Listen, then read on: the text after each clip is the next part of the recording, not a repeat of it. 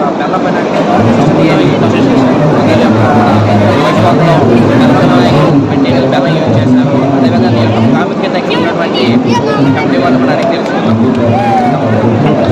నమస్తే సార్, చెప్పండి సార్. నమస్తే అండి. ఈ యొక్క బెల్లం వినాయకుడు 75 అడుగులు ఎత్తుతో చేయబడింది. బెల్లం మొత్తం బెల్లంతోటే. ఇది రాజస్థాన్ నుంచి రప్పించాం ఈ బెల్లాన్ని మొత్తం. ఇది మొత్తం లాస్ట్లోని 28వ తేదీన నిమజ్జనం జరగడం జరుగుతుంది. దీన్ని ప్రసాద రూపంలోని అందరికి అందజేయడం జరుగుతుంది భక్తులకి. మొత్తం ఈ వినాయకుడు తయారు చేయడానికి 20 టన్నుల దాకా బెల్లం పట్టింది దీనికి బొమ్మకి. ఇది మొత్తం అనకాపల్లి వాస్తవ్యులే చేశారు ఈ బొమ్మని.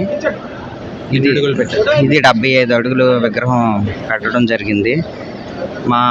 ఇది థాట్ ఏమించి మా ప్రెసిడెంట్ అయిన శ్రీను గారు తను ఆలోచనతో ఇది పెట్టడం జరిగింది. ఇది ఇక్కడ గాజువా డిపో దగ్గర ఇలా పెట్టడం వల్ల మా ఏరియాలో వాలంటీర్లుగా కానీ ఈ ట్రస్ట్ మెంబర్లు వీళ్ళందరూ రోజుకి ఒక 70 మంది దాకా దీనికి వర్క్ జరగడం జరుగుతుంది. అలాగే ఈ